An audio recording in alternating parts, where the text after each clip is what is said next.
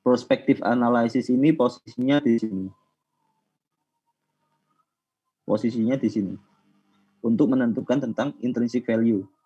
Nah, ke depan, minggu depan, kita selain belajar tentang prospective analysis, kita juga akan belajar tentang valuation di bulan Januari ya kira-kira. Nah, Mbak Indis, sorry, ada Mbak Indis. Saya kok lihat di jadwal direncanakan besok ya pertemuannya ya? Iya Pak, yang pertemuan 11 besok. Karena belum Waduh. Oh gitu. Ya. Kalau diganti berapa? Senin tanggal 4 Januari bisa nggak ya? Jam berapa Pak? Sesi 3 ya Sesi Pak? 3 boleh? Bisa Pak. Nanti saya pindahkan. Oke, terima kasih ya Mbak. Iya Pak. Nah, nanti mungkin di awal Januari itu bisa sampai 1 atau 2 kali pertemuan ya di minggu itulah. Jadi utang yang minggu lalu mungkin kita bawa ke sana aja. Berarti yang pertemuan 12 tetap hari Rabu Januari Pak? Iya. Okay. Kira-kira semacam itu. Oke, kita masuk ke bisnis. Pertama kan yang kita lakukan adalah business and environment strategy analysis, kemudian industry analysis, strategy analysis, and accounting analysis, financial analysis, profitability analysis, analysis of cash flow, kemudian risk analysis. Nah, minggu lalu kan kita 2 minggu yang lalu teman-teman udah belajar tentang risiko gitu kan. Dengan Pak siapa namanya? Prianto gitu ya. Jadi menurut Mas Jose, pentingnya risiko ini di dalam analisis ini apa sih sebenarnya?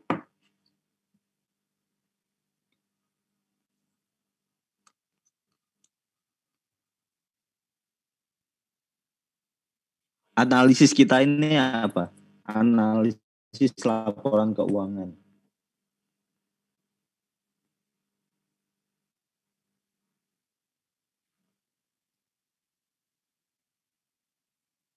Oh.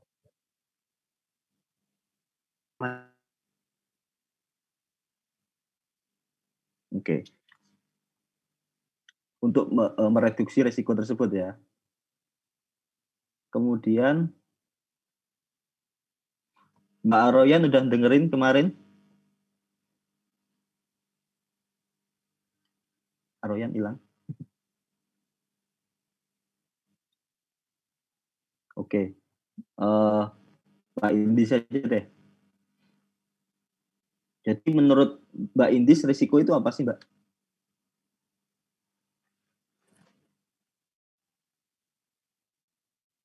Iya Pak, jadi risiko dari yang saya dapat kemarin itu tuh kejadian atau event yang bisa menghalangi tujuan akhir kita Pak. Gitu. Oke. Pencapaian tujuan ya. Iya Pak. Kemudian hal yang terpenting di dalam risiko itu salah satunya adalah tentang konteks. Ada yang tahu tentang konteks enggak?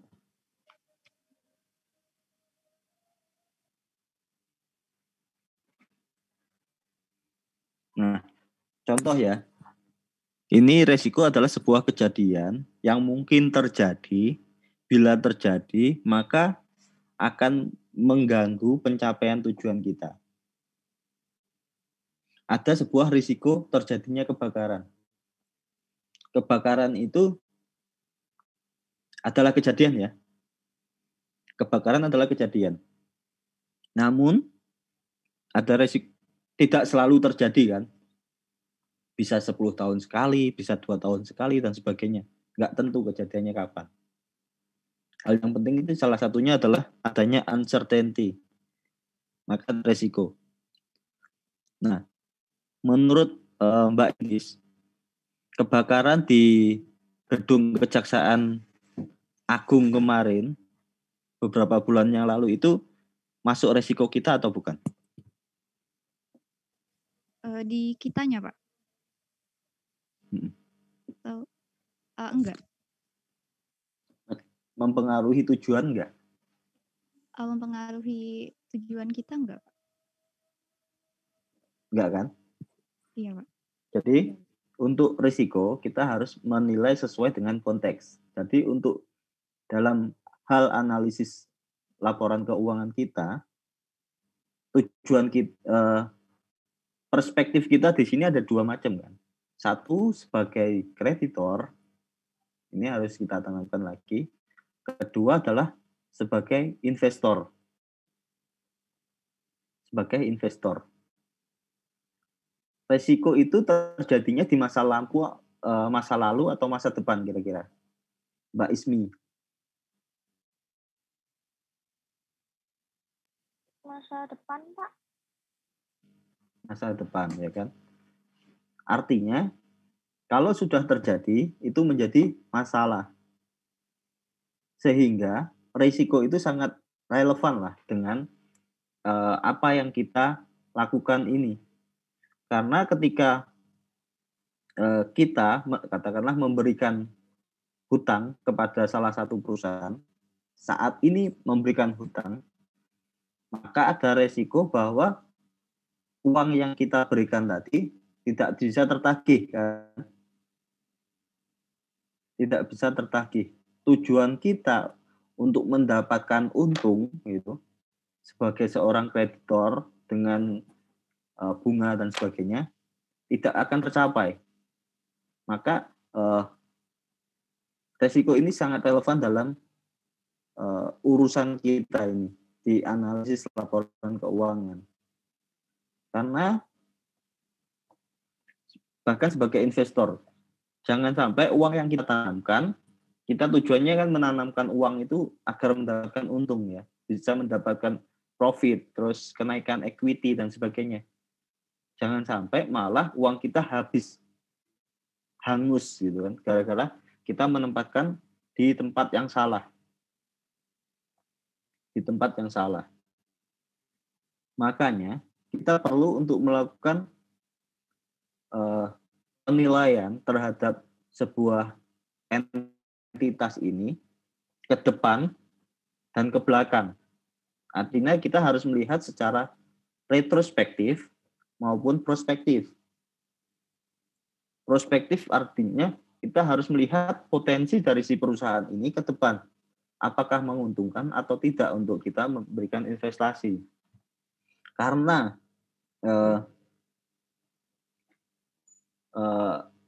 harapan ini adalah masa depan dan tidak pasti gitu kan. Tidak pasti bahwa uang yang kita tanamkan tadi bisa kembali.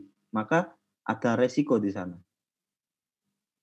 Tujuan kita untuk mendapatkan untung bisa saja gagal. Karena beberapa hal. Salah satu hal yang membuat kegagalan, kita gagal mendapatkan untung adalah kesalahan kita sendiri. Kesalahan kita sendiri. Kita salah mengestimasi valuasi atau nilai intrinsik atas si perusahaan ini sendiri. Kita salah mengevaluasi laporan akuntansinya si perusahaan yang akan kita investasikan maupun kita berikan hutang kepada dia. Jadi kesalahannya ada di kita. Salah satunya ya. Selain mungkin ada hal-hal yang sifatnya adalah manipulatif gitu. Kolusi antara katakanlah sebagai seorang pemegang saham, kita sangat percaya bahwa laporan akuntansi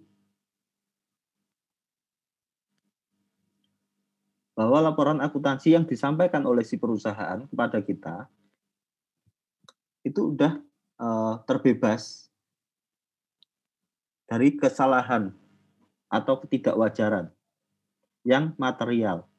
Makanya kita menyerahkan laporan keuangan tersebut agar diaudit oleh KAP. Namun ketika si KAP ini bekerja sama dengan si perusahaan untuk memanipulasi laporan keuangan, seperti halnya yang dilakukan oleh Enron dan Deloitte, mungkin teman-teman juga udah sering mendengar itu. Meskipun kejadian Enron dan Deloitte itu udah mungkin akhir 90 ataupun awal 2000-an. Sebagian dari teman-teman mungkin belum lahir gitu. Nah, namun teman-teman tahu bahwa ada kejadian hal tersebut. Sehingga salah satu tujuan teman-teman adalah menilai apakah laporan keuangan yang disajikan oleh si perusahaan diberikan kepada kita ini ada manipulasinya atau enggak, melalui dengan analisis akuntansi dan melihat adanya distorsi atau tidak. Karena laporan keuangan ini nantinya akan kita gunakan ke depan. Kita akan menggunakan sebagai alat financial analysis. Angka-angkanya akan kita buat rasio-rasio, kita analisis dan sebagainya, sehingga kita memiliki estimasi ke depan ini kira-kira si perusahaan menguntungkan atau tidak dari sisi retrospektif. Namun kita juga harus melihat di sini, karena industri selalu berubah. Katakanlah industri kesehatan. Beberapa saat lalu banyak perusahaan farmasi yang tidak bisa mendapatkan untung secara maksimal karena adanya BPJS yang tidak bisa membayar klaim gitu kan. Namun di tahun 2020 tiba-tiba booming adanya pandemik. Berapapun yang diminta oleh si perusahaan farmasi, berapapun yang diminta oleh rumah sakit, dibayar oleh pemerintah melalui klaim-klaimnya. Melalui klaim-klaim ini. Maka ketika industri bergejolak semacam itu, kita juga harus melihat ketika ada pandemi, apakah strategi yang diterapkan oleh katakanlah Kimia Farma sudah tepat atau belum? Karena ada opportunity. Ada kesempatan bahwa dia bisa meregu untung dengan menjual obat lebih banyak ataupun menciptakan vaksin, menciptakan alat-alat kesehatan dan sebagainya.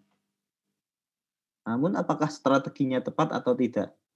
Ketika strateginya tidak tepat, maka peluang dia menghasilkan tadi tidak bisa dimaksimalkan. Bahkan mungkin bisa menimbulkan kerugian. Jadi selain kita melihat sisi akuntansi, kita melihat rasio-rasio dan sebagainya, untuk melihat ke depan, kondisi si perusahaan ke depan, kita juga harus melihat industri si perusahaan tersebut berada. Kemudian strategi apa yang dilakukan oleh si perusahaan tersebut. Katakanlah di tahun 2019 atau awal 2020, kita udah tahu bahwa akan ada COVID Corona. Maka akan ada pembatasan pergerakan transportasi gitu. Itu maka kondisi industri bidang transportasi akan sangat terpukul di sana. Apakah kita akan menanamkan saham di sini di industri transportasi? Kita harus melihat dulu bagaimana strateginya si perusahaan ini. Nah, strateginya si perusahaan ini. Mungkin di 2020 dia akan sedikit mengalami kerugian sehingga harga sahamnya nggak terlalu tinggi gitu kan. Namun kita perlu melihat ke depan perspektifnya semacam apa. Ternyata dia sudah menerapkan beberapa protokol-protokol yang bisa menjamin penggunanya aman dan nyaman dan sebagainya. Maka si transportasi ini dipilih dibandingkan dengan transportasi yang lain. Maka secara prospektif bisa jadi si perusahaan transportasi tersebut bisa menghasilkan untung atau menguntungkan. Jadi kita melihat kondisi industri saja tidak cukup. Kita juga harus melihat strateginya semacam apa sih perusahaan ini untuk menghadapi tantangan, ancaman, maupun ketika melihat adanya opportunity. Nah, di sini juga kita dari melihat industri, strategi, maka kita juga melihat resiko, analisis resiko di sini. Ketika strateginya salah, maka resiko dia untung akan lebih kecil. Ketika strateginya tepat, maka akan lebih besar. Meskipun strategi itu belum bisa menjamin 100% bahwa akan menghasilkan kesuksesan ke depan. Namun setidaknya ketika strateginya tepat, masuk akal dan sebagainya, ada rasa aman buat investor maupun kreditor untuk menanamkan saham atau memberikan uangnya kepada mereka. Oke. Sehingga di sini kita harus melihat perspektif analisisnya semacam apa.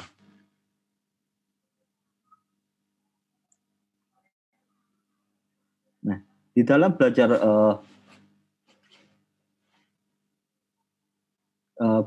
tentang forecasting ini, kita akan melihat beberapa hal, mempelajari beberapa hal. Pertama adalah mengetahui tentang kondisi indikator finansial perusahaan. Ada beberapa indikator finansial dari si perusahaan itu. Katakanlah dari pendapatannya. Kemudian dari asetnya, dari liabilities-nya dan sebagainya. Secara prospektif kita akan melihat ke sana. Nah, nanti kita akan latihan. Setelah latihan, nanti akan kita bahas sebentar tentang apa saja yang kita pelajari dan kenapa kita katakanlah di dalam perspektif analisis ini kita tidak hanya melihat tentang earning atau revenue, namun kita harus juga melihat tentang operating asset. Dengan melihat atau berekspektasi bahwa beberapa tahun ke depan pendapatan naik, maka harus ditopang dengan kapasitas perusahaan tersebut untuk memproduksi revenue atau generate revenue. Katakanlah ada bis, perusahaan bis memiliki 2 armada. Ternyata selama ini armadanya sudah penuh, gitu kan? Sudah penuh. Selalu penumpangnya selalu penuh. Namun ketika dia melakukan estimasi ke depan, dia akan menghasilkan pendapatan 2 kali lipat dari saat ini, gitu. Dari saat ini dengan kondisi katakanlah tarif dan yang lain-lain itu tetap, tanpa melihat bahwa dia akan mengadakan armada baru, maka akan sangat mustahil si perusahaan ini bisa mencetak pendapatan yang naik 2 kali lipat. Karena kondisinya adalah saat ini kapasitas produksinya sudah penuh, full capacity. Ketika sudah full capacity, dioptimumkan bagaimanapun, dia tidak akan mencapai target tersebut. Maka kita harus melihat apakah si perusahaan ini mengadakan armada baru atau tidak, atau meningkatkan kapasitas produksinya atau tidak. Maka selain ketika kita mengevaluasi adanya peningkatan earning, revenue, kita juga harus melihat ada peningkatan net operating asset atau tidak. Kemudian kita akan melihat tentang financial forecast. Ada step-stepnya di bawah. Kemudian important of sensitivity analysis. Sensitivity analysis. katakanlah tadi industri dunia ya sedang mengalami pandemik. Itu adalah sebuah hal yang tidak reguler terjadi. Tidak selalu ada. Tidak selalu ada. Kita harus melihat apakah adanya pandemik ini mempengaruhi profitabilitas perusahaan atau tidak. Oke. Kemudian ketika ekonom-ekonom membuat prediksi bahwa tahun depan PDB kita naik 5% gitu. Naik 5%, inflasi juga naik 3%. Apakah perusahaan kita mengalami kenaikan atau tidak di dalam pendapatannya? Atau melihat juga dari kenaikan suku bunga. Si perusahaan kita ini ketika ada kenaikan suku bunga mengalami gejolak atau tidak di sisi net profit-nya dan sebagainya. Kita harus melihat di sini. Kalau teman-teman kalian belajar tentang matematika ekonomik atau tidak, teman-teman? Tidak, Pak. Terus ekonometrik belum ya? Oke. Nanti kalau teman-teman mungkin salah satu dari kalian atau beberapa belajar tentang ekonomi, maka akan melihat bahwa di dalam ekonomi itu, terutama kalau kalian belajar tentang time series, jadi katakanlah belajar tentang valuta asing nih. Ternyata ada sebuah tren tertentu, jangan valuta asing ya, tentang inflasi, katakanlah tentang inflasi. Ternyata ada tren tertentu ketika ada bulan-bulan tertentu, terutama bulan Desember bersamaan dengan hari Natal, maupun bulan-bulan yang lain, yang di saat itu ada Lebaran dan bulan puasa, maka inflasi itu akan naik di bulan-bulan itu, terutama di 2 bulan tersebut. Maka ada sebuah tren tertentu. Selebihnya, kenaikan atas inflasi tersebut dipicu oleh inflasi yang sebelumnya. Inflasi yang sebelumnya. Jadi ada sebuah semacam time series gitu. Ada urutan waktu. Jadi ketika di tahun kemarin, katakanlah di tahun kemarin inflasinya tinggi, maka di tahun ini pun akan tinggi dan sebagainya. Atau malah menurun. Atau ketika di bulan Desember ketika banyak orang belanja maka inflasi naik dan sebagainya. Itu kita akan menganalisis tentang sensitivitas itu. Jadi kalau di awal kita mempelajari tentang perfect market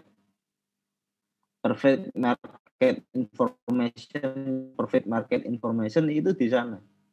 Jadi di bulan-bulan tertentu pun IHSG itu memiliki kenaikan maupun penurunan harga. Kenaikan atau penurunan harga. Misalkan ada harga saham tertentu yang naik ketika 1 atau 2 bulan sebelum dividen dibagikan dan sebagainya. Maka kita harus melihat sensitivitas itu untuk menentukan kapan sih waktu yang tepat buat kita untuk melakukan investasi dan sebagainya.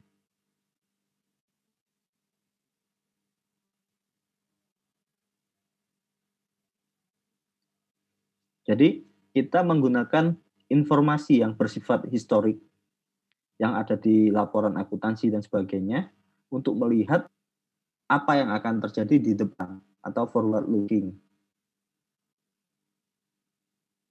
Apa yang akan terjadi di depan. Namun kita harus juga melihat kondisi ekonomi, kondisi lingkungan dan sebagainya. Karena kondisi saham dan sebagainya sangat dipengaruhi oleh sensitivitas terhadap berita-berita tertentu. berita-berita tertentu. Katakanlah saat ini karena perusahaan farmasi ini sebagai primadona atau diuntungkan dengan adanya pandemik, maka harganya akan naik bila dibandingkan dengan beberapa bulan lalu harga saham bank yang sangat jatuh. Bahkan ketika BRI biasanya di atas 4.000 di awal-awal pandemik bisa mencapai 2.000. Kenapa demikian? Karena ketika pandemi orang akan berpikir bahwa pandemi dan ada lockdown ya, PSBB, orang akan berpikir bahwa perusahaan-perusahaan atau swasta lah ya, akan tidak mampu membayar hutangnya kepada bank. Ketika perusahaan-perusahaan swasta tersebut tidak mampu membayar hutangnya kepada bank, maka aset bank perbankan yang berupa piutang-piutang tadi akan bisa bernilai nol. Atau ketika not performing loan terjadi, maka akan bernilai nol. Piutangnya tidak bernilai, maka asetnya akan turun drastis, gitu kan. Ketika asetnya turun drastis, maka equity-nya akan turun juga kan. Sebagai konsekuensinya. Padahal apa yang dibeli dengan saham, dengan yang kita sebut membeli saham tersebut, pada dasarnya kita sedang membeli ekuitas si perusahaan. Jadi untuk perbankan di awal-awal pandemik itu sangat tergerus nilai sahamnya. Namun ketika pemerintah mengeluarkan sebuah program bernama program ekonomi nasional, pemulihan ekonomi nasional, perbankan dibantu oleh pemerintah, sehingga nilai ekuitasnya pun kembali naik lagi. Dengan demikian harga sahamnya pun naik dan sebagainya. Maka kita di dalam membeli atau menanamkan saham dan sebagainya pun harus melihat kapan waktu yang tepat. Sehingga di dalam prospektif analisis kita melihat pertama adalah forecasting, melihat kira-kira ke depan ini perusahaan ini menguntungkan atau tidak, asetnya semacam apa, kondisinya. Ketika nilai-nilai tersebut sudah terakumulasi, maka kita dapat menghasilkan sebuah valuasi. Sebenarnya secara ekuitas berapa sih beberapa tahun ke depan si perusahaan ini gitu. Ekuitasnya berapa sih? Berapa sih harga yang layak untuk dibeli untuk si perusahaan ini? Kira-kira gitu. Seperti yang saya jelaskan di awal, bahwa untuk melakukan forecasting atas sebuah perusahaan, kita harus melihat industrinya semacam apa. Industrinya saat itu menjadi primadona atau malah underdog, gitu kan. Kemudian strateginya si perusahaan itu,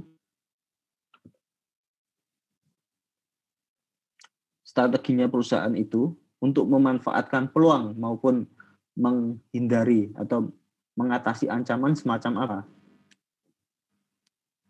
Ketika strateginya tepat, mungkin dia memiliki apa yang disebut dengan competitive advantage, keunggulan kompetitif. Jadi katakanlah Bio Farma saat ini sudah menghadirkan Sinovac, vaksin yang besar-besaran ke Indonesia. Maka bila dibandingkan dengan perusahaan-perusahaan lain yang tidak, farma lain yang tidak menghasilkan vaksin, secara competitive advantage, si Bio Farma ini akan mengalami keuntungan yang lumayan, keunggulan kompetisi di sana dibandingkan dengan perusahaan farma yang lain. Namun kita tahu bahwa corona ini akan berakhir. Penjualan vaksin itu akan mungkin di awal akan sangat menanjak gitu, hingga puncak tertentu, titik tertentu. Namun ketika semua orang sudah bervaksin, sudah mengkonsumsi vaksin tersebut, maka akan secara perlahan keuntungan si perusahaan-perusahaan yang memproduksi vaksin ini akan turun dan kemudian melandai. Bukan jatuh langsung ya. Kemungkinan akan melandai. Kenapa melandai? Karena dengan kejadian adanya virus corona ini,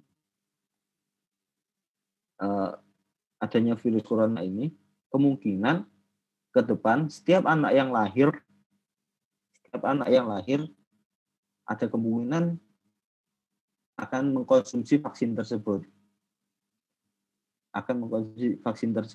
Hingga dapat dibuktikan bahwa si vaksin ini tidak efektif lagi. Atau ketika benar-benar bisa dipastikan bahwa virus corona sudah tidak ada di bumi ini. Dengan demikian, penjualan atas vaksin tersebut habis.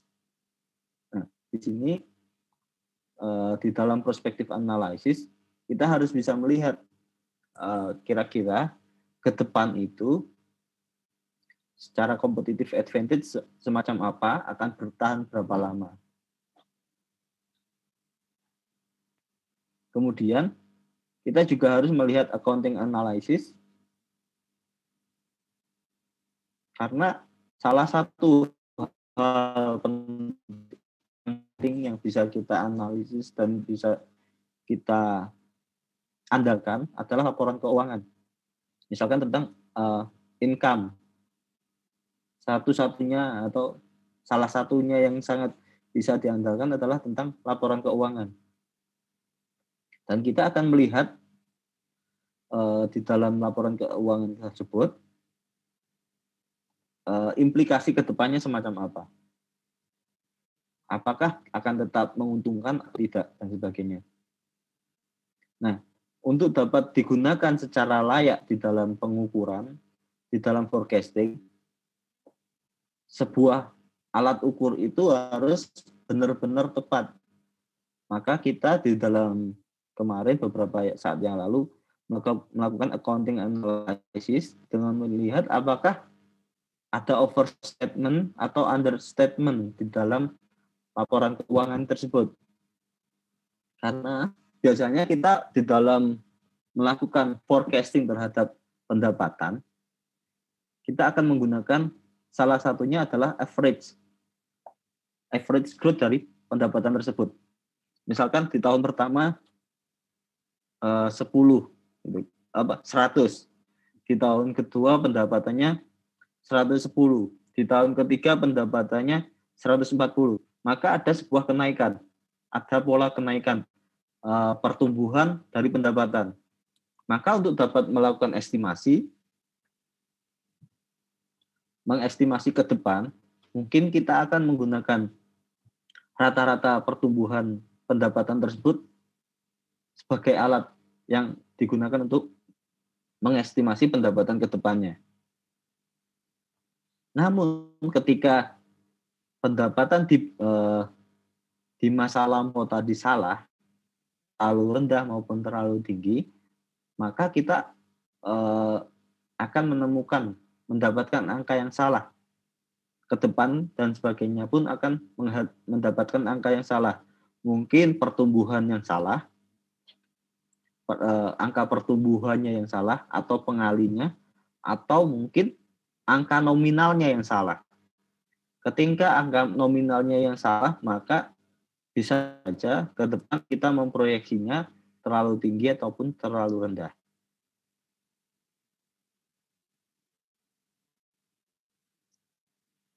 Kemudian kita juga menggunakan financial analysis. Mungkin teman-teman sudah menggunakan ini di dalam manajemen keuangan, menggunakan rasio-rasio dan sebagainya untuk melakukan forecasting ke depannya.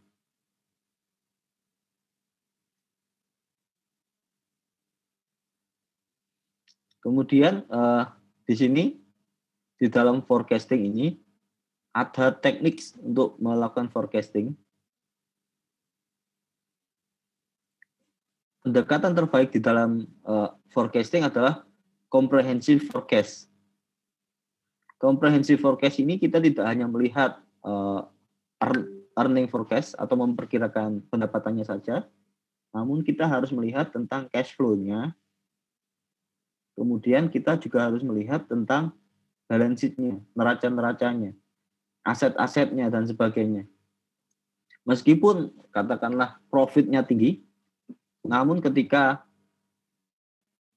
uangnya habis buat membayar hutang, kita juga tidak bisa menghasilkan dividen yang baik. Dividen payout-nya rendah.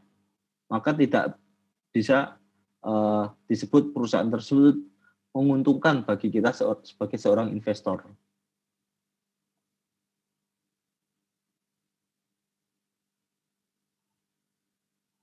Ini salah satu contohnya adalah tujuannya untuk melihat unrealistic assumption. Make sure that sales is linked to an appropriate level of working capital. Seperti tadi saya sebutkan ya, kalau punya armada 2 sudah full capacity, terus kemudian ke depan mengharapkan adanya kenaikan pendapatan dengan kapasitas yang sama, maka ekspektasi tersebut akan sangat mustahil untuk dicapai. Kecuali kalau dia meningkatkan kapasitas produksinya. Ketika kapasitas produksinya naik, maka kemungkinan atas adanya kenaikan pendapatan tersebut mungkin terjadi selama demand masih ada. Selama demand-nya masih ada dan sebagainya. Sehingga di dalam forecasting kita harus komprehensif. Kita harus melihat earning-nya ke depan, melihat cash flow-nya semacam apa, kemudian melihat balance sheet forecast-nya semacam apa. Nah, forecast sales kita biasanya menggunakan penjualan tahun ini atau tahun lalu dikalikan dengan sales growth rate. Sales growth rate-nya kita bisa menggunakan average sales growth over last years. Biasanya kita menggunakan 3 tahun hingga 10 tahun. Kemudian adanya GDP or expected growth. GDP or expected growth sebagai sales growth rate-nya. Kemudian forecast asset turnover and calculate net operating asset. Net operating asset-nya itu semacam ini, sales bagi asset turnover diharapkan stabil ya. Kemudian kita juga perlu melakukan revise atau merevisi atau melihat ulang sales forecast-nya. Kemudian forecast profit margin and calculate net operating profit after tax. Kemudian NOPAT sama dengan sales kali profit margin ini. Nah, kemudian kita melihat kalau di sini ada sebuah kecenderungan di dalam NOPAT itu. Jadi ada kecenderungan turun maupun kecenderungan naik. Jadi ada sebuah tren di sana. Makanya atas tren ini kita bisa menggunakannya untuk alat proyeksi ke depan semacam apa. Kemudian 11 step ke-5-nya adalah memperkirakan operating income untuk unusual items. Ada kejadian apa sih di depan atau yang di belakang. Jangan sampai ada kenaikan pendapatan atau penjualan di belakang karena ada hal-hal tertentu yang tidak mungkin berulang gitu kan kondisinya. Ketika hal-hal tersebut tidak mungkin berulang, maka sebaiknya kita hilangkan dari forecast. Kita anggap sebagai sebuah distorsi. Karena tidak mungkin berulang kan. Katakanlah seseorang menang lotre saat ini. Maka tiba-tiba kaya. Itu bukan hal yang dapat berulang. Kita tidak bisa menggunakan pendapatan bulan ini saat dia menang lotre itu untuk memproyeksikan pendapatan dia ke depan. Tidak bisa. Yang bisa kita proyeksikan adalah pendapatan dia selama ini tanpa adanya unusual items tadi. Kemudian calculate free cash flow. Ini adalah net operating profit after tax kurangi change in net operating asset. Intinya adalah free cash flow itu adalah net operating profit after tax dikurangi dengan investasi. Investasi ini bisa juga diartikan sebagai perubahan dari net operating asset.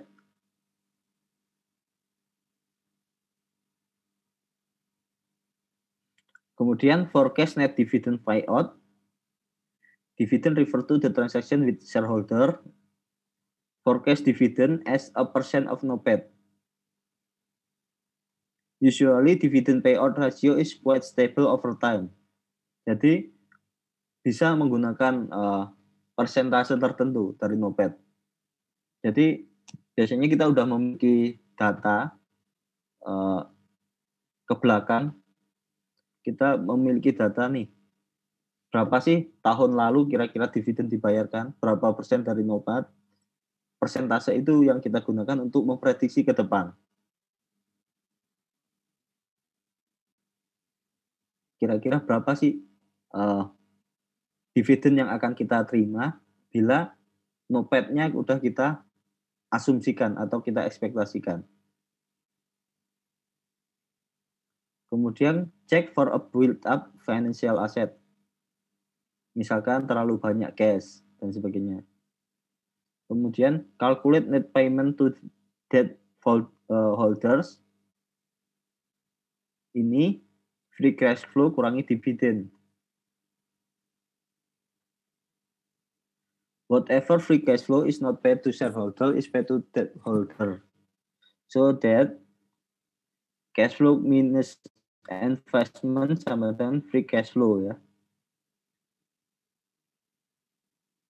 Kemudian forecast net after tax cost of debt ini karena cost of debt ini biasanya mengurangi tax sebagai expense ya, maka di netkan. Kemudian calculate comprehensive income, NOPAT, NFE, net financial expense. Terakhir adalah calculate equity. And check it works by both ways. NOA minus net debt sama dengan closing equity. Kemudian opening equity plus comprehensive income minus dividend sama dengan closing equity. Bila dua-duanya sama, maka perhitungan teman-teman sudah benar. Ini beberapa hal yang dilakukan forecasting. Pertama adalah sales growth, kemudian asset to turnover, profit margin, any other operating income, net dividend payout, kemudian after tax cost of debt. Ini tadi tentang sensitivity. Nah, teman-teman di sini pakai laptop semua atau tidak? Ada yang pakai handphone, Pak. Oke, ada yang pakai handphone. Oke. Udah. Saya akan membagikan Excel dan soal latihan. Kalau di kelas yang di pimpin Pak Dosko ini sebagai apa ya? Kuis. Namun kalau di sini kita jadiin latihan aja. Kalau teman-teman yang menggunakan HP kira-kira gimana caranya ya? Untuk Excel.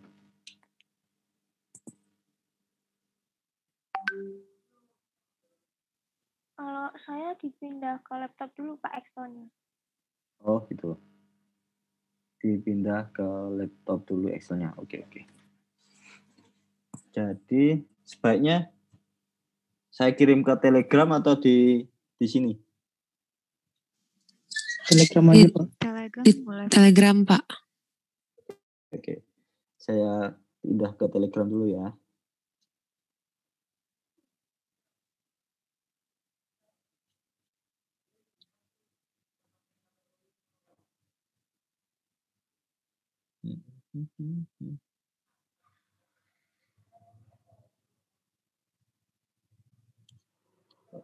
So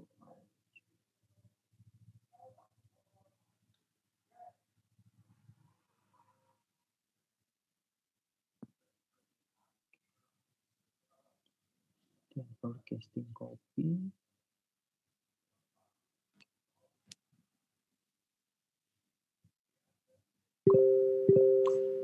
Oke, saya kirim ke Telegram teman-teman. Mungkin bisa langsung dibuka di laptopnya. Nah.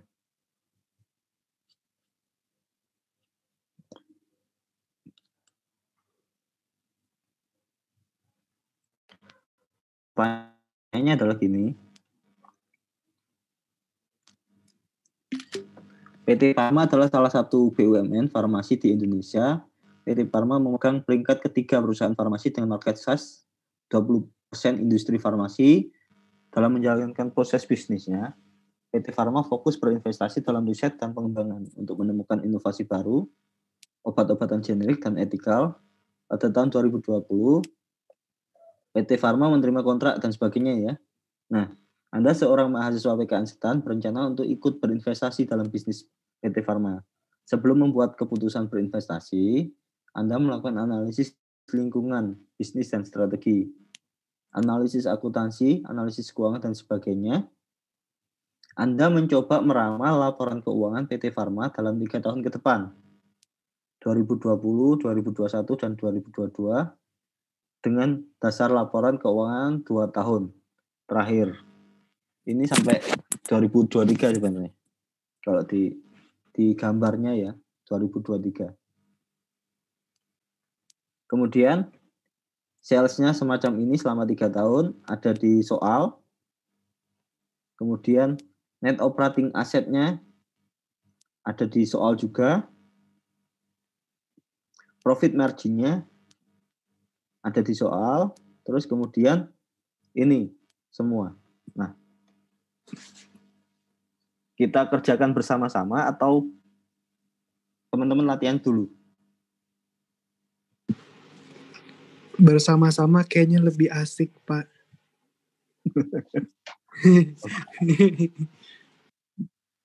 Mbak Indis?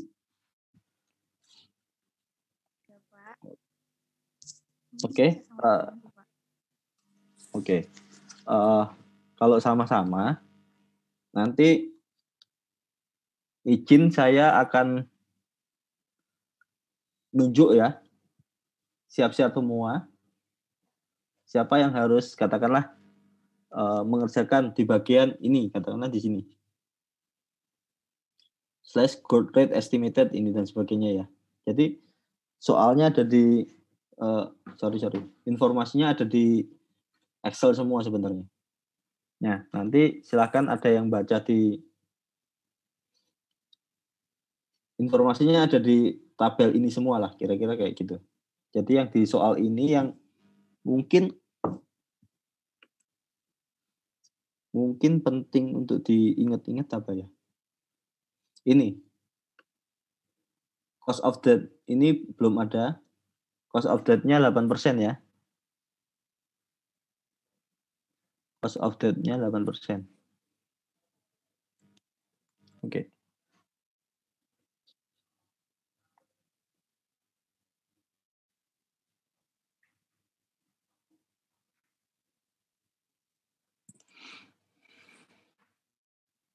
Oke. Udah kelihatan semua teman-teman?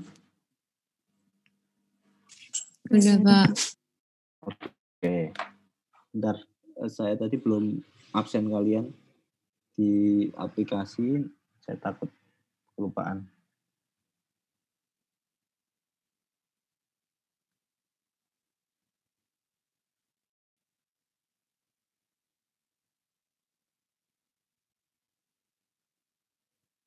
Excel-nya masih kelihatan nggak, teman-teman? Enggak, Pak. Enggak, Pak. Yang kelihatan apa sekarang? Nggak ada? Portal, Oh. Pak. Oh, portal. Oke. Hadir semua ya?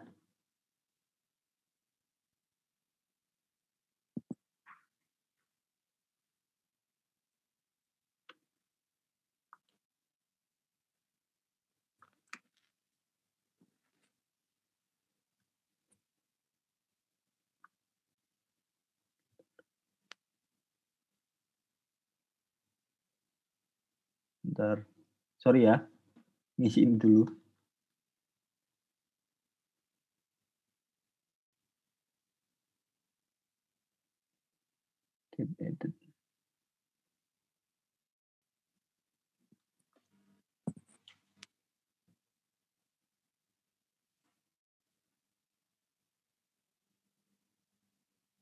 Oke. Data sudah tersimpan. Oke, kalau dari sini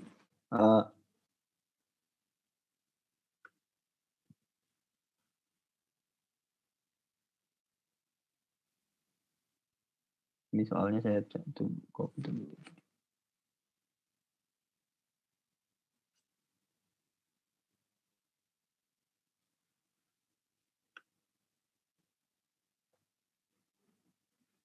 Oke, udah kelihatan semua teman-teman? Oke, kalau dari sini tujuan kita pertama adalah memforecast berapa sih pendapatan tahun 2020, pendapatan tahun 2020 semua, 2021, kemudian 2022. Apa yang pertama kita lakukan kira-kira teman-teman? Oke. Sales growth-nya berarti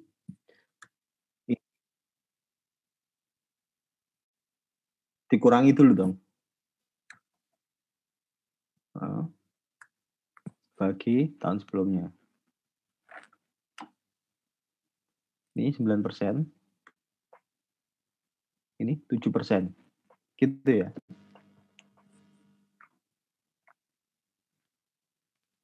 Sama dengan, terus diapain? Dirata-ratakan ya.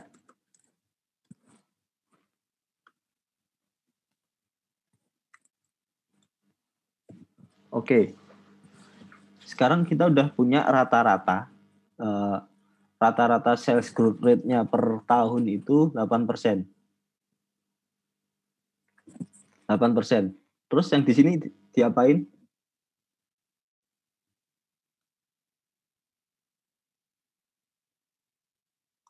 Oke. 108%. Setuju semuanya?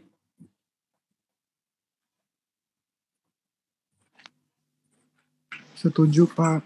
Iya, Pak. Kali 8%.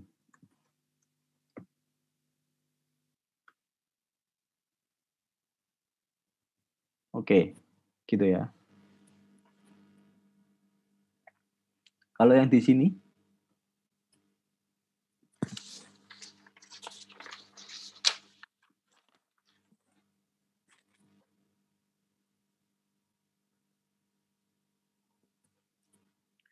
kalau yang di sini kira-kira diapain, teman-teman?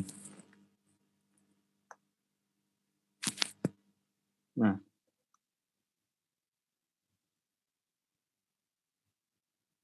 Mbak Ruth, kira-kira diapain Mbak Ruth yang di sini untuk memforecast aset turnover dan net net operating asset?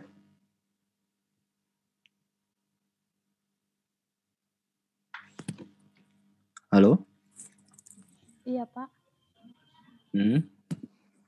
Apa yang harus dilakukan dulu, Mbak Ruth?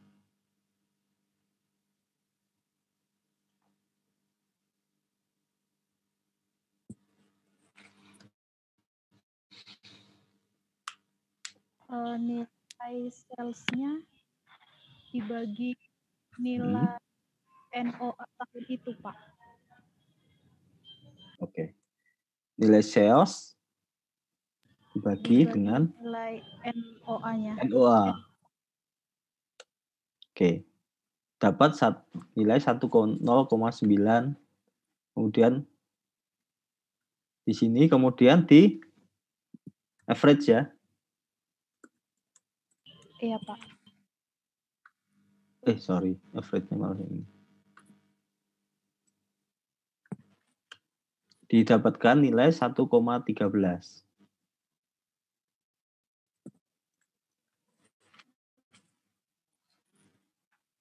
Artinya adalah nilai sales selalu 1,13 dari nilai NOA, Net Operating Asset. Nilai sales-nya selalu segitu. Jadi kalau yang di sini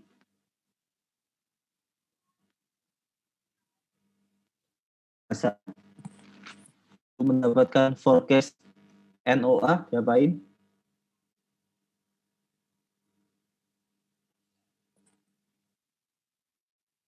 Oke, dibagi ya. Ini dibagi gitu.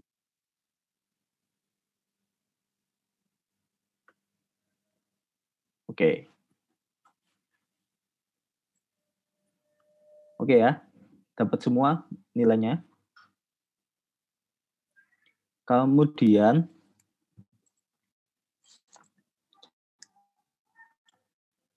calculate NOPAT.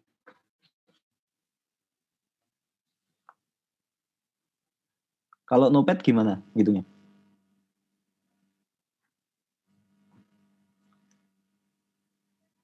Ini kira-kira persentase dari apa sih?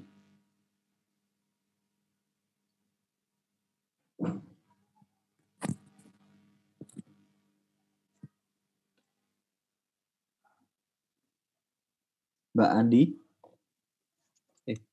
Iya, Pak.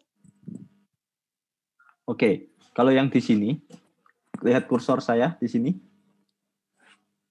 Iya, Pak. Untuk melakukan forecasting atas NOPAT ini, bagaimana caranya, Mbak, kira-kira? Sales dikali profit margin. Sales Dikali profit margin. ini ya. Sales kali profit margin. Forecast profit marginnya. Profit marginnya berapa kira-kira? Kan nggak ada ya, nggak kelihatan ya. Yang di soal, Pak.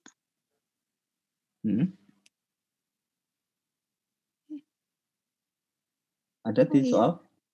Nggak ada kan? Enggak. Jadi ini NOPAT-nya dibagi dengan sales. Gitu.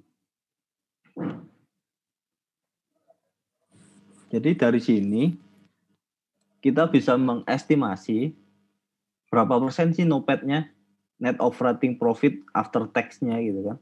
Jadi net operating profit setelah dikurangi tax-nya itu ternyata hanya 13%, 14%, dan 17%. Nah, apa yang kita lakukan di sini adalah melakukan average juga.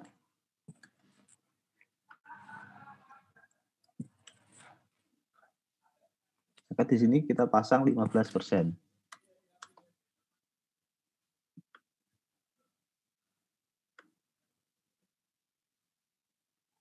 Oke.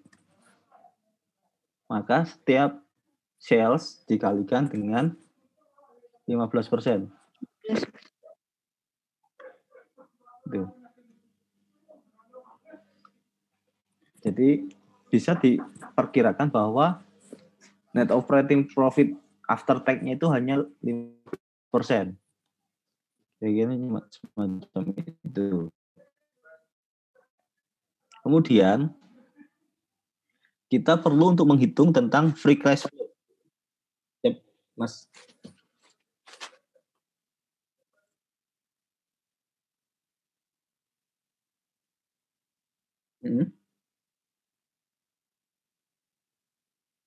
Profit margin dalam 3 tahun terakhir. Oh gitu. Bisa.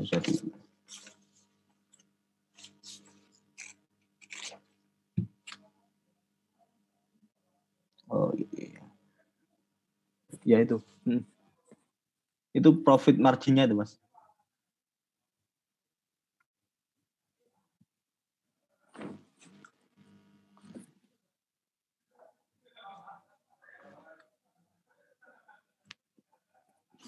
Iya. Di sinilah kira-kira. Disamakan dengan profit margin. Saya cek dulu. Saya kok jadi nggak yakin ya. Sorry. Ini ada jawabannya. Cek dulu.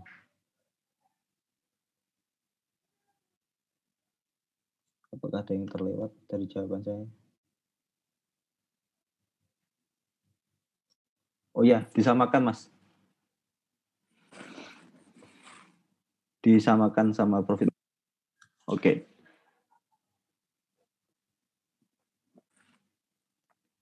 Kemudian kita sebenarnya butuh untuk melihat FCF, free cash flow. Seperti saya jelaskan yang tadi di paparan, di mind map. Di mind map bahwa free cash flow itu adalah nilai NOPAT dikurangi dengan investasi di tahun. Artinya investasi itu bisa juga diartikan sebagai perubahan dari net operating asset atau pertumbuhan net operating asset. Kira-kira semacam itu. Di sini check in net operating asset berarti tahun T dikurangi tahun T min.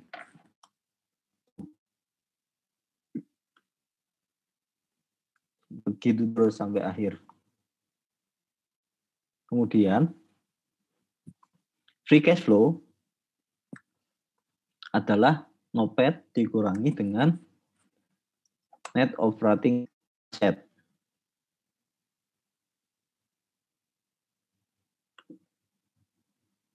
Oke.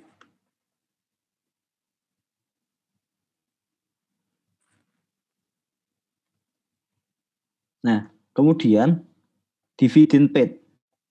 Dividen sudah disebutkan nggak sih? Dividen payout ratio dalam 3 tahun terakhir adalah sebesar 2% dan diproyeksikan stabil sesuai kebijakan manajemen. Ini biasanya 2% dari NOPAT.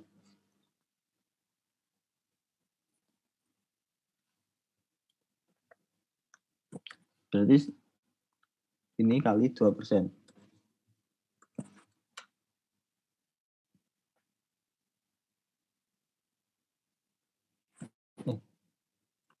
Dividennya ada angkanya nggak sih?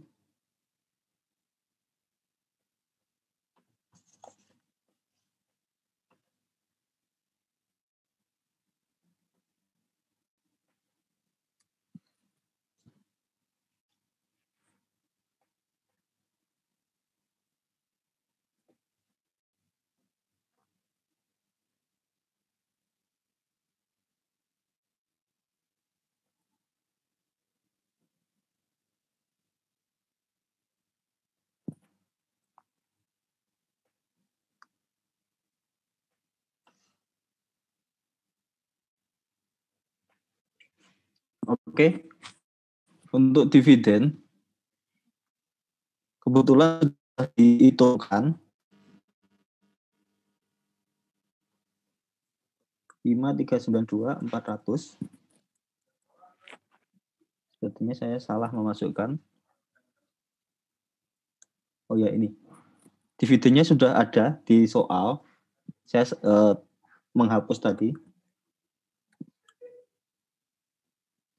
14 6 99 0 60. Nah, di sini teman-teman harus mengkalkulasi berapa persen sih dividen yang dibayarkan ini terhadap NOPAT. Kalau di sini bisa lihat bahwa terhadap NOPAT dividen ini berkisar antara 3% dan 1%. Maka rata-ratanya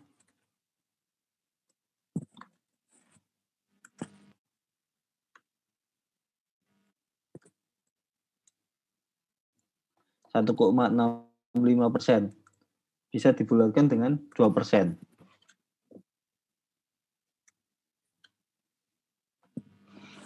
Nah, kita menggunakan angka 2%. Jadi, kalau di sini dividen paid sekitar 2%. Diperkirakan sebesar 2%. Dikalikan dengan NOPAT.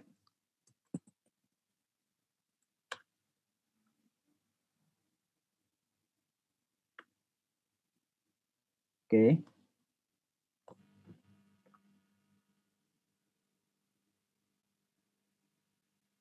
Nah, kemudian ada juga pertanyaan yang di sini. Berapa sih payment-nya? Gitu kan. Berapa sih payment-nya, pembayaran hutangnya itu?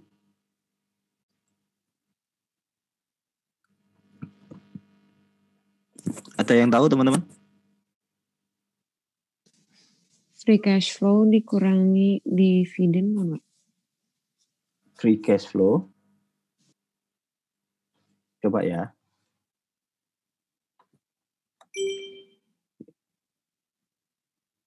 FCF kurangi dividen. Siapa yang jawab? Saya, Pak. Febriana, Pak. Oke. Benar ya. Jadi untuk yang payment adalah free cash flow dikurangi dengan dividen.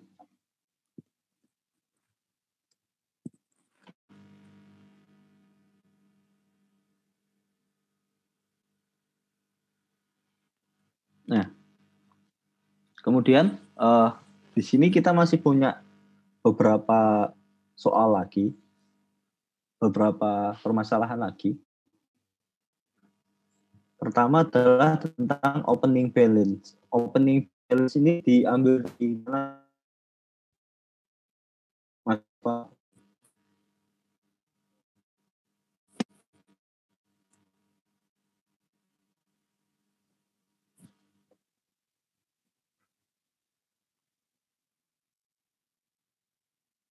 Sorry.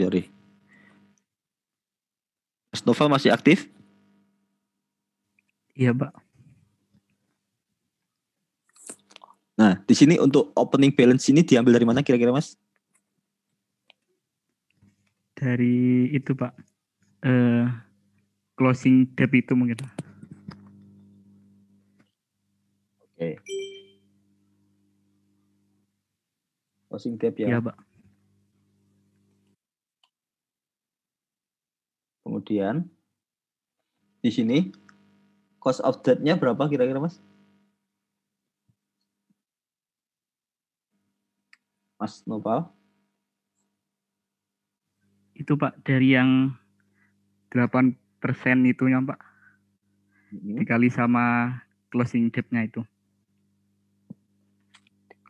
Dikali dengan openingnya ya. Iya, openingnya. Oke.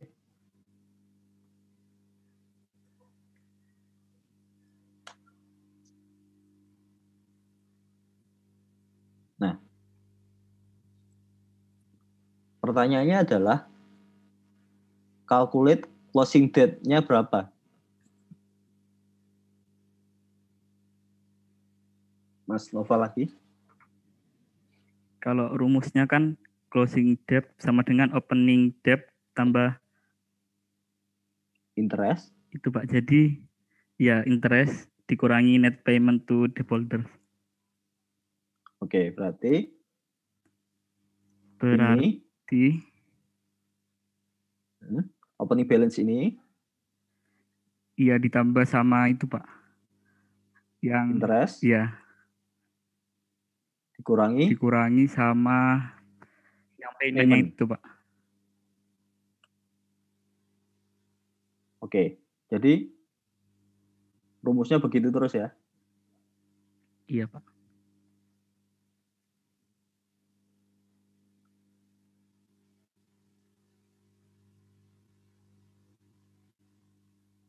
Oke, kemudian clean surplus profit sama dengan NOPAT kurangi NFIT atau kurangi debt, cost of debt. Jadi atau comprehensive income-nya atau hasil akhirnya ya. NOPAT tadi dikurangi dengan interest rate, beban bunga lah, kira-kira semacam itu. Nah, ini yang terakhir adalah mengkalkulasi ekuitas.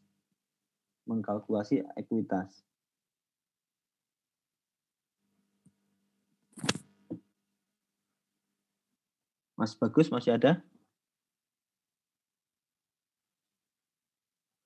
Hadir Pak. Oke. Ini kan harus mengecek nih dua sisi. Sisi pertama, ekuitas itu adalah aset dikurangi liability, gitu kan? Sisi kedua adalah opening equity tambah comprehensive income kurangi dividen. Itu adalah equity, gitu kan?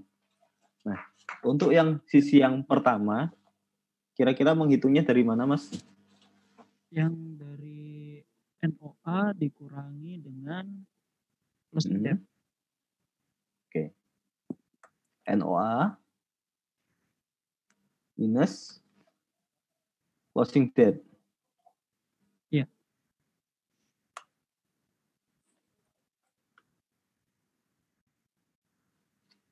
Kok minus? Atau saya salah ngambilnya? Oh, sorry. Yang ambil in NOA. NOA minus closing debt. Oke. Yang kedua, dari sisi opening equity tambah comprehensive income kurangi dividen. Gampang ya kali ini. Apakah benar?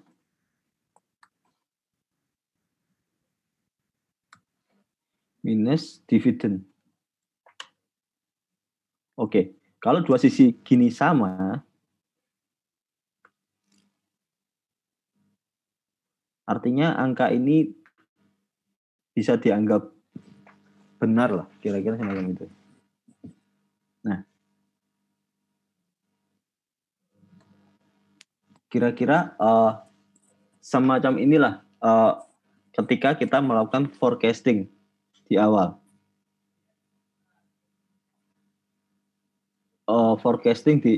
Ketika kita memforecasting tentang pendapatan. Ini sudah masuk comprehensive forecasting karena kita pertama sudah memforecast tentang sales atau profit juga. Kemudian kita juga memforecast net operating asset-nya seperti semacam apa. Kemudian kita juga memforecast free cash flow-nya. Gitu kan? Tadi harus melihat itu semua. Kemudian terakhir adalah memforecast berapa sih nilai ekuitasnya. Nah, kira-kira kalau teman-teman mendapatkan soal yang kayak gini, bisa nggak?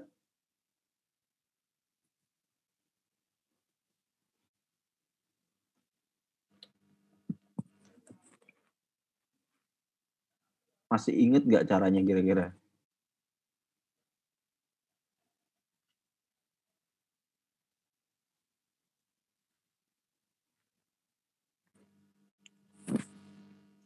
sebagai review. Jadi untuk melihat sales, kita harus melihat growth rate-nya, sales growth rate-nya, untuk memforecast growth sales ke depannya semacam apa. Kemudian kita harus melihat net operating asset. Kita melihat bahwa net operating asset ini adalah kapasitas produksi kita. Kapasitas produksi. Bila kita mengharapkan adanya kenaikan sales, penjualan, namun kita tidak menaikkan kapasitas produksi, maka itu sia-sia atau susah untuk dicapai, kecuali saat titik kita melakukan proyeksi, waktu itu kapasitas produksinya belum maksimal atau belum full. Ketika kapasitasnya belum full, belum penuh, maka kita bisa memproyeksikan dengan net operating asset yang sama, kita masih bisa meningkatkan produksi, kira-kira semacam itu. Kemudian mengkalkulasi NOPAT ini sangat penting. Tujuannya adalah jangan sampai ketika kita untung, namun meski penjualannya tinggi, perusahaan tersebut bisa mengenerate cash, tidak bisa menghasilkan cash. Cashnya selalu tekor. Artinya ketika cashnya sering tekor, kemungkinan besar banyak piutangnya tidak tertagih. Atau kondisinya si perusahaan memang sedang gencar-gencar berinvestasi. Kira-kira semacam itu. Kalau gencar berinvestasi, kita masih bisa mengharapkan kedepannya perusahaan ini berkembang gitu kan. Atau semacam Gojek, Grab dan sebagainya. Saat ini sedang membakar uang beberapa tahun ke belakang ya, sedang membakar uang untuk mendapatkan konsumen-konsumen yang loyal. Dia memprediksi ke depan tidak membakar uang lagi, namun sudah bisa menghasilkan untung setelah mereka mendapatkan konsumen-konsumen yang loyal, yang selalu menggunakan jasanya mereka. Kemudian penjualan dia akan terus meningkat dengan bertambahnya konsumen-konsumen yang loyal tersebut. Nah, dengan kondisi semacam itu, semacam Gojek yang membakar uang, mungkin bisa dibenarkan bila cash flow-nya minus dan sebagainya, atau tipis dan sebagainya, dibandingkan dengan margin-nya atau untungnya dan sebagainya. Karena memang sedang banyak berinvestasi. Kemudian perubahan net operating asset tadi kita gunakan hanya untuk melihat apakah si perusahaan ini berinvestasi atau enggak sih sebenarnya. Kemudian untuk melihat adanya free cash flow. Free cash flow ini penting karena dengan adanya free cash flow ini kita tahu bahwa si perusahaan bisa membayar hutangnya, terus kemudian bisa membayar dividen dan sebagainya. Kalau melihat dengan kondisi ini tadi, kita melihat bahwa free cash flow kurangi dengan dividend paid sama dengan payment. Artinya cash idle-nya sangat rendah ya. Idle cash-nya rendah karena setiap free cash flow yang dia miliki dia gunakan untuk membayar hutang, mempercepat pembayaran hutang dan sebagainya. Kemudian di sini untuk mengkalkulate cost of debt-nya sekian. Cost of debt untuk melihat bagaimana sih selain free cash flow tadi, beban hutang kita, beban bunga kita semacam apa dan sebagainya. Untuk melihat juga closing date-nya masih besar atau enggak. Kalau dilihat di sini, yang di awal ini, opening balance-nya 3245, namun closing date-nya 3795. Di sini bisa diartikan saat itu si perusahaan sedang menambah hutangnya. Untuk apa? Harusnya bisa dilihat dari sini. Di ceng on sini. Harusnya ketika si perusahaan ini menambah hutang, bisa tercermin di dalam sini. Ada pertambahan investasi atau enggak.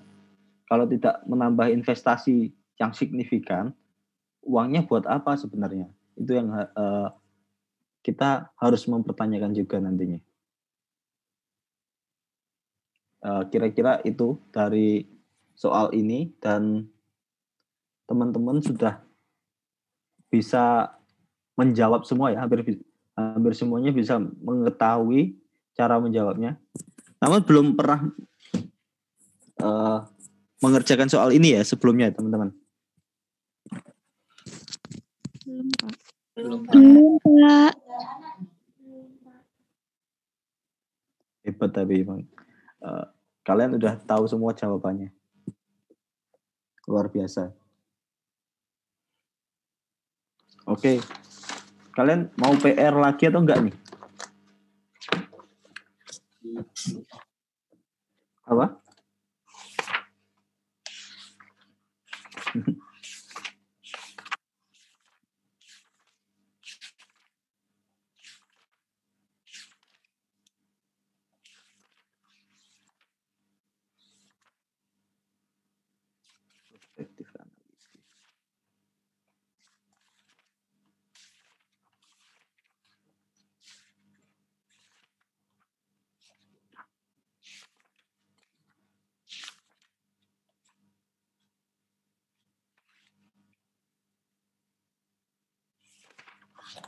Oke. Untuk di Palepu tidak ada soal yang bisa dikerjakan sepertinya. Oke, untuk minggu ini saya nggak memberikan PR. Mungkin minggu depan, tahun depan kita akan pertama kembali ke PowerPoint, tidak menggunakan lagi. Ternyata teman-teman ternyata kalian nggak begitu suka.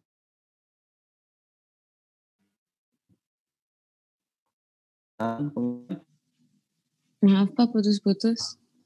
Banyak-banyak latihan atau enggak? Oke. Sorry. Sekarang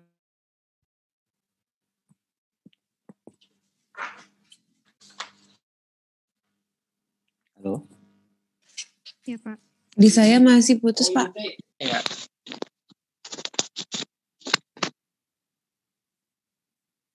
Oke. Karena sepertinya internet saya sedang enggak kondisinya.